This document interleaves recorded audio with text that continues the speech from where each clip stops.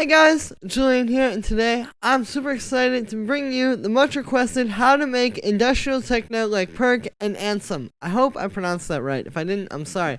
Anyway, as usual, you can get the project file and samples from this video in the description, and if you are a patron on my Patreon, check there because they'll be available. And yeah, let's get started. So, this is the loop you heard in the intro. We're at 135 BPM, not like too fast, but still gives you that pretty like intense kind of beat. I don't like super fast stuff, like 150 BPM or something like that. Not really into that. So 135 I feel like is kind of a good sweet spot. And the first sound we have here is this kick, which sounds like this. So the way that I made this kick was basically I took this sample, that kind of like big, punchy, sort of hard-hitting kick, and what I did was I shortened it a little bit. You can see I turned on the decay and sustain on the amplitude envelope on the simpler here, and yeah, just kind of makes it a bit shorter. It kind of fits a little bit better with the effects that I'm going to talk about in a second. But yeah, so with these kind of kicks, it's not really too much to worry about, or like kind of like difficult stuff, I guess.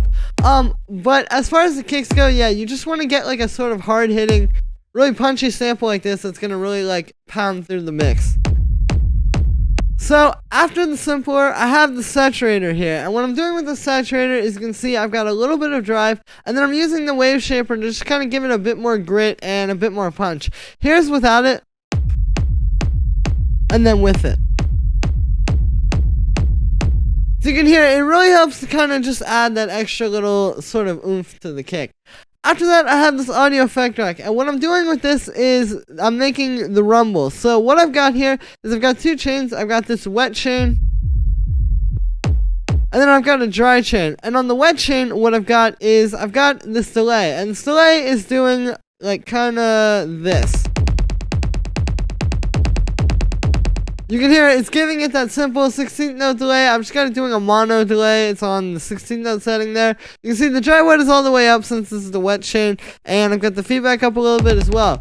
Then after that, I've got this amp, which is distorting it. And you can hear it's making it kind of more gritty and bringing out that rumbling low end.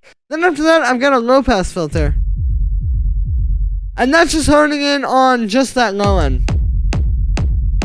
And yeah, that's how you do it. And this is a little bit different from like a usual sort of like techno rumble kick. Usually you would use like some reverb, like maybe something kind of like this. But I like using the delay because it makes it more like intense. And getting those like kind of 16th note rumbles I feel like is a really nice kind of subtle touch that really adds to, again, the intensity of the track.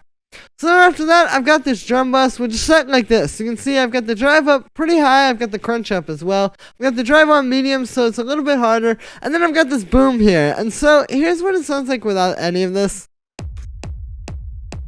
So you can hear very kind of small and thin. But when I add this, it beefs it up and gives it that extra kind of like punch at the end of the chain.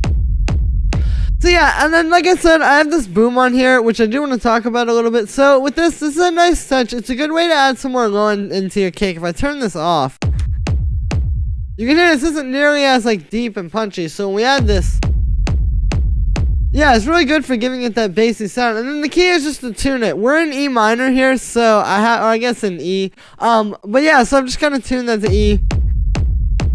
Pretty simple. And then the last thing I have on here is just an EQ8. And with this, I'm just cutting out a bit around like 235 hertz. That's kind of like where the boxy sort of frequencies are. So I just want to get rid of that. And then I boosted the low end a little bit as well. So the next sound that we have here is this sort of bass, which sounds like this. So I'm using this as a bit of a bass sound. And the thing is, the kick is really the bass. But you can hear when we have this extra little kind of, I guess like mid-range bass in there, it adds a really nice element. If I turn it off, it doesn't really have as much energy and the low end isn't as driving. So that's what this is doing. And so the way that I made this was using the sample. I took this little like bass, I think it was like a kick that I had Yeah, I just kind of brought it in here. You can see I've tuned it a bit, so I've got it at +6, and then I've turned the detune down. You can see that just puts it perfectly in tune at E. Pretty simple there. I also shortened it a bit because you can hear this is kind of like just very flat, and I wanted it to be more like kind of shaped like that with the amplitude envelope. So yeah, then after that, I've got a saturator, which is set like this. I've got the drive up a bit, and then I've got the wave shaper as well. Just kind of like honing in on the way I wanted it to sound. I wanted this to be like really grungy and kind of like crispy sounding. So this is really good for that. If I turn it off, you can hear it doesn't have that same kind of like crispy sound. So then after that, I've got this amp, and on this, what I'm doing is I've just got it on the rock setting, and this is giving it that like extra little bit of distortion. If I turn this off, you can hear, actually, that's kind of cool. But it's definitely not as intense as this is. So yeah, that's what that's doing. After that, I've got this tuner here. You saw that already. Then, after that, I've got this audio effect rack. And what this is, it's actually the exact same rack that's on the kick. And then, yeah, I'm just using it on here. You can hear it just helps to kind of add that little bit of like low mid-range stuff. That really beefs it up. So then after that, I've just got this echo here. You can see it's on 16th notes. Pretty simple there. Nothing really too crazy. After that, I've got a drum bus, which is set like this. You can see I've got a bit of boom. And then I'm using the drive and the crunch on this. There's without it, so you can hear that adds to it quite a bit. And then finally, I just have this EQ8 cutting out the low end. And that is it for the bass. So the next sound we have here is this first screech, which sounds like this. So the way that I made this was actually pretty simple. You can see it's playing this pattern where it just plays on the 2 and then it plays like on that little 16th note right before the 4. And yeah, it's really a simple sound to make, like I said. Basically all it is I just put some white noise in here with operator, and then I've got that going into a bandpass filter. And then the bandpass filter is pretty resonant, and then that's going into this amp, and then I have the amp set on heavy. So this is what's giving it that kind of sound. If I turn these things off, you can see there's the white noise. And then with the filter. And then the amp is what kind of gives it that, like, distorted sound. So yeah, it's pretty simple. It's not too difficult to make these kind of sounds, but they sound really good for this type of techno. So then after that, I just have an echo, which is set like this. I've got it on dotted 8th notes. The dry wet is at like 31%. It just helps to give it some space. I feel like that really sounds good in this track. If I turn it off, it's a little too dry and dull. But yeah, then after that, I just have an EQ8 cutting out the low end. And that's it for the screech. Like I said, really simple sound. So the next thing I have here is a cymbal group, which together sounds like this. And what I've gotten here is I've got this open hi-hat, which you can hear is playing 16th notes. I've got this kind of pattern where the velocities are staggered, so it's kind of like it's kind of building, you know? So I've got that, and then I've also got this ride here. And then the ride is just doing 8th notes. You can see that's also got the sort of staggered velocities, where it's like that. And then with that, the only effect I have on there is just an EQ8 cutting out the low end, because yeah, just to kind of clean it up. Then on the group, I've got a bit of processing as well. You can see the first thing I have here is the Saturator, which is actually doing quite a bit. So you can see I've got the drive up, and then I've got the wave shaper on 100%. And yeah, you can hear this really helps to give it that nice kind of like distorted, raw texture that you want for this kind of techno. So then after that, I just have an EQ8 cutting out the low end, because this kind of creates a lot of nasty stuff in the lawn, and yeah, just to sort of clean that out. So that's it for the cymbals. And the next sound that we have here, and the last sound actually, is this last screech, which sounds like this.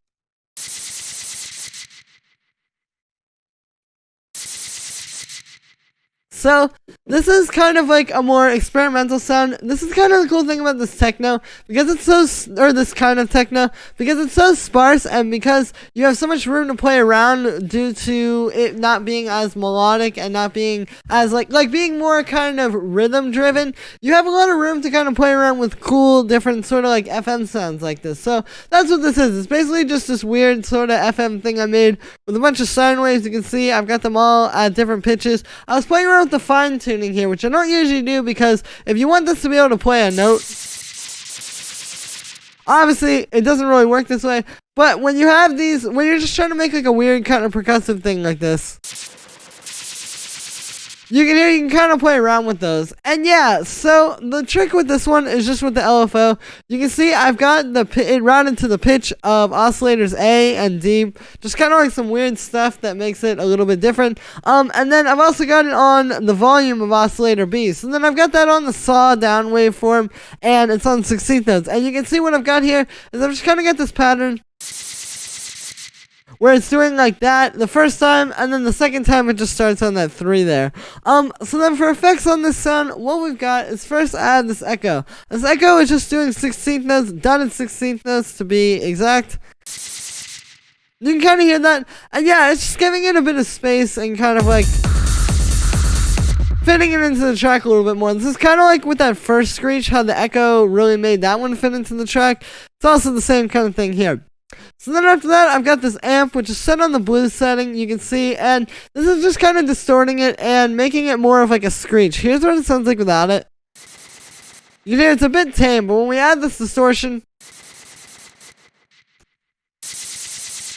it really like brings it out and makes it a lot kind of more screechy and yeah, just more hard hitting.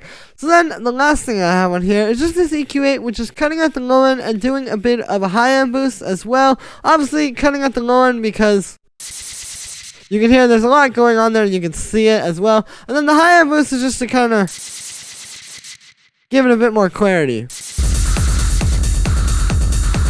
So yeah, that's pretty much it for this one. The main things I wanted to kind of show you with this video are like, well, for one, you see how sparse this kind of techno is. Like, we really don't have a lot of elements, but they're all working together to just make this big and really intense sort of rhythm-driven style of techno that, yeah, it's just not, like, so dense and so, like, production-heavy. This style of techno, I feel like, is very much based on how you feel and, like, just kind of putting your feelings into the art. So, with that is going to be it for today, guys. I hope you guys enjoyed this video. And, yeah, make sure to let me know what you think of this video in the comments, and make sure to like this video as well as subscribe. Once again, you can get the project file and the samples from this video in the description, so make sure to check that out. Thank you so much, everybody, and I will see you tomorrow with another video.